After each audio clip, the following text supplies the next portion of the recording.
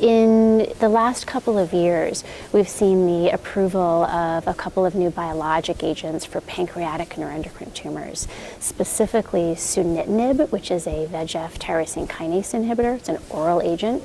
And then also everolimus, which is an oral mTOR inhibitor. So both of those medications were approved separately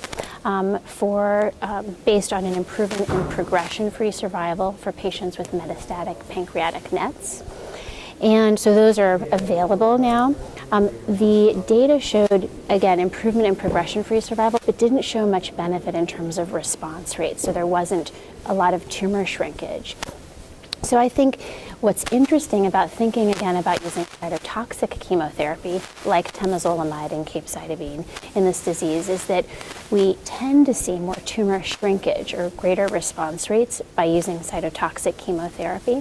One of the only approved cytotoxic chemotherapies, excuse me, is streptozotocin, and that's for pancreatic neuroendocrine tumors, and that was approved in like the 80s.